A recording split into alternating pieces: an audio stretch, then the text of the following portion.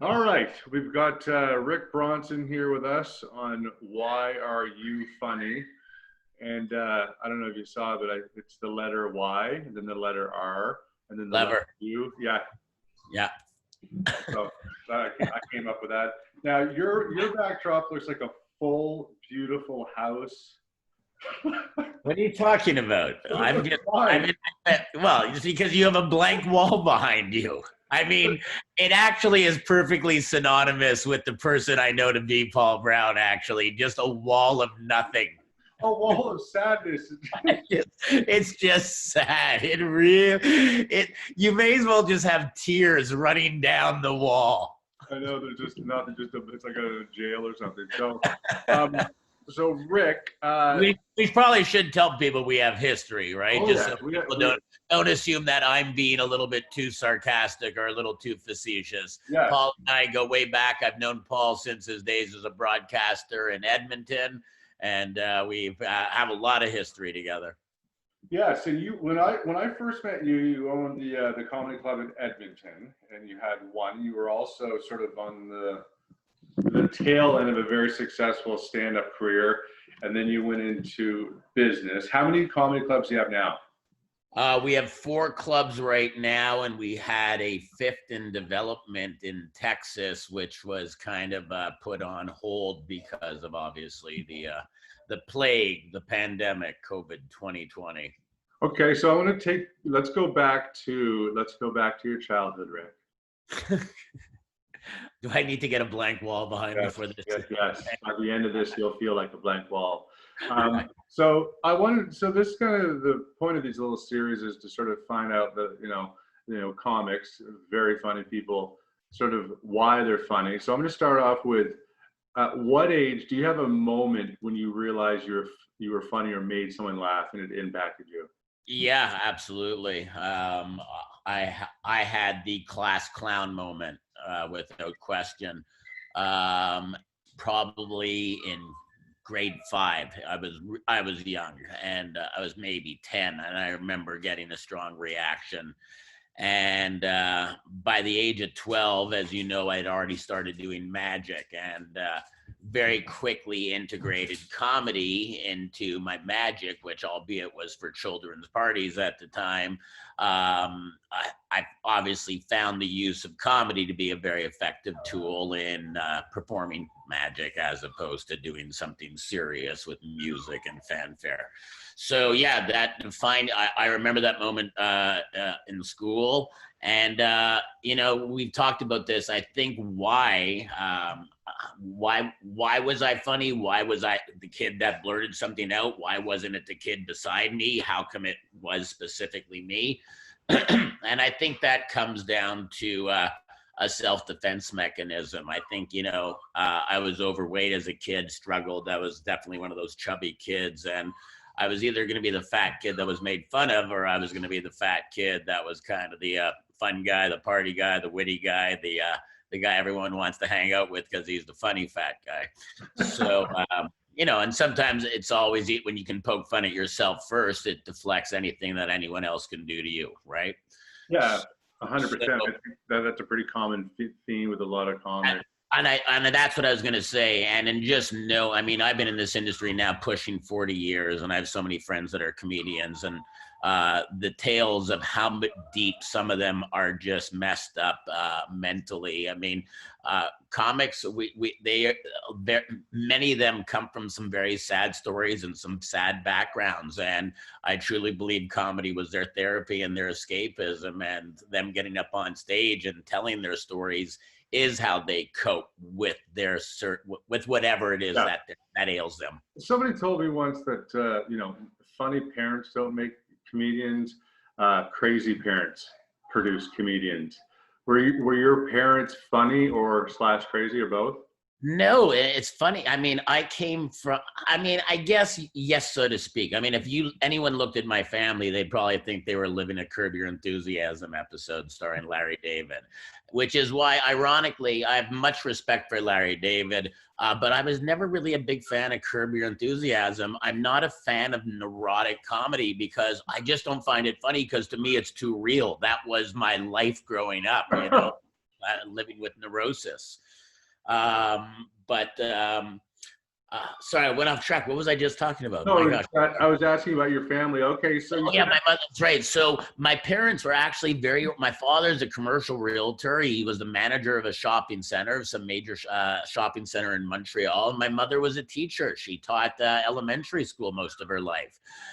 Neither one of them are particularly funny or witty. My mother is probably accidentally funny often.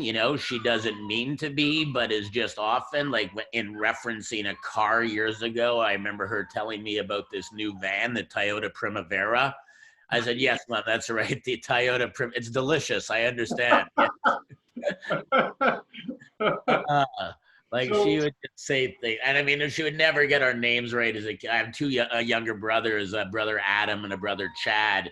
And I mean, I must have heard the name Chatham yelled 1,000 times throughout the house because my mother was just, she was very entertaining in that respect. And my mother's very smart, well-educated, and well-spoken. So I'm assuming we probably got our gift for communicating and speaking from her, because she certainly has the gift to gab. She's very much a Barbra Streisand. Well, you don't have the gift of gab at all. No, not at all. So far, you've asked one question. Gone on for 7. The interview ended 9 hours ago. So let's talk about, as comics, you'll meet somebody that say, everyone told me I was really funny, or I'm really funny at work. I should do stand-up comedy. What do you think the difference between somebody who's just kind of funny at school, at university, or on the work, job site, and somebody that does comedy? Yeah, well, I think the big difference is someone that does it professionally has the ability to take a room full of strangers from all walks of life, all different religions, all different ethnic backgrounds, multicultural, different race, you name it, and make them laugh at a common theme or a common idea or a common story. And how that separates, the guy you went to college with who made everyone crack up. Yeah, he was great at making everyone crack up. That was in his peer group, people that he knew, people that had seen the same movies as him, people that he can reference the teacher because everyone knows him. But to be able to do it on a global scale and be able to make people connect, again, from that much of a diverse background, that's what separates someone who's comical and someone who is a comedian. Have you met, because you know everybody in the business, have you met comics, I'm probably sure you have, that aren't funny off stage, just the least funny people you know? I mean, surprisingly, I actually have a couple of friends that are amongst some of the funniest people I know that make me laugh very hard that aren't comedians. And perhaps the reason why they make me laugh so hard is maybe I don't expect it from them, because I expect it more often or not from my so-called professional comedian friends. I mean, a common friend of ours, a former news anchor from CTV in Edmonton, a gentleman by the name of Daryl McIntyre, is one of the most sarcastic, sardonic SOBs, and he will, he has no mercy, and he can make me cry. Like, there's been times where he's just gone after me, and I love that. I really do. But funny, I have a funny list of guys, and on the top 5, two of them, one of them is my best friend, one of my best friends, and one is just a family friend, and they're very sarcastic, and it's funny. Yeah, I am the same way. I love some good wry sarcasm. I really do. But yeah, I mean, funny comes in also, like I said, so it could be just in someone like that where you're surprised by it, or the same way that I'll tell you, probably one of the funniest stand-up comics I know. People always ask me, who's your favorite stand-up, or who's the funniest you know? One of the funniest stand-up guys I know is not a household name. And he's just a phenomenally gifted stand-up, like just a great act. But, lack of a star system in Canada is probably part of the reason why nobody knows him. But are you going to say Ben Mulroney? Yes, that's exactly what yeah. Who is it? Who is it? My mind. This is why you sit in front of a blank wall, by the way. Derek Edwards is, and please feel free, Google away, whoever's listening. You will not be disappointed. Just one of the best. my little puppy's going nuts. Can I grab him? Because I was he's, gonna say, yeah, no, I yeah, hear him go whine. ahead, go ahead. That's all right. Yeah, I was gonna say, He's whining. I I was got, worried about that. It sounded like you had a dog he's dying. whining, the little guy. What's the, This is Stevie. when did Stevie realize he was funny? Stevie, are you funny? You're more of a rat face, aren't you? All right, listen. So, okay, so we kind of got this sort of, you're a little bit of a chubby kid. You realize you made some people laugh when you were 10 years old, and along you went. You've delved into the business world. You have all these great comedy clubs. Of course, I'm in Vancouver now. You have a great house of comedy in New West. That's awesome. What's more difficult, being a business owner or doing stand-up comedy? Both. They're so very different, and that's one thing I can absolutely say with 100% certainty, having played both sides of the coin, both sides of the field, rather. I would say that my days of just being a touring stand-up were far less stressful and far more enjoyable. And ultimately, when you look back at it, you know, I remind myself, you know, there was a lot of travel and all that crap, but really I only had to work 1 hour a day. Really 45 minutes was all I was hired for. The 15 was bonus. I was throwing that in, a little gravy. So, and now, you know, running one club took up a full business week. And then when we added a second club, we doubled the workload and then tripled the workload and quadrupled the workload. Without really expanding kind of our management staff. We've really kind of done it with the same core group of guys that you've known since day one. Dino, David, Tammy, myself, my son Noah, you know, So and then our local managers. Do you miss What's that?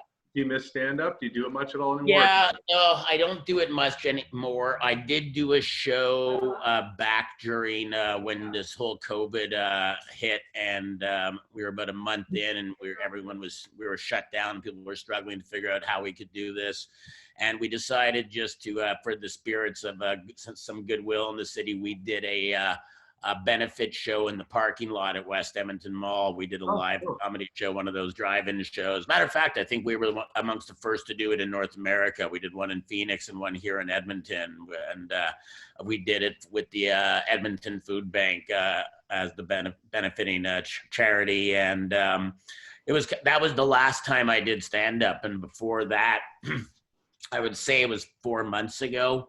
Yeah. I can't even recall the last time now that I've worked a full weekend, you know, to do like what you just did in Vancouver. That Thursday. Here's the question for you. You have clubs in the US, you have clubs in Canada. Who are easier to make laugh, Canadians or Americans? Sorry, say that again about Canadians and Americans? You have clubs in Canada and the US. Who's easier to make laugh, audiences, Canadians or Americans? Ooh, you know, God, I have to be. Now, it's so weird now that I do own clubs in both countries. And how the internet works, and this can get this Paul Brown little Vancouver show gets somewhere in the U.S. And now my Republican Arizona and Phoenix club, they're all hating me. No, you know what? Every market is unique. I've always actually said I don't think that North America should be divided with, you know, Canada and the U.S. You know, this way. I really think, as far as being a performer, the country should be divided in the middle, North America, because the mentality of the people on the East Coast of the country, whether it's Canada, when I say East Coast, I don't mean your part, maritime East Coast. I'm talking Montreal, Toronto. That to me is East, you know, because they're right up above Boston, New York, Philly, Washington. All those cities, they kind of have that same kind of mentality. They've all been around the same time, that whole Bosnia-Wash area. And you know, and then you look at the West Coast, you know, Vancouver is very similar to performing in Seattle, which is similar to performing in San Francisco.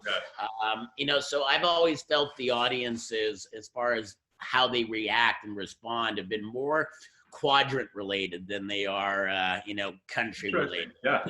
Northwest, Northeast, Southwest, Southeast. Well, I'll leave on this. I remember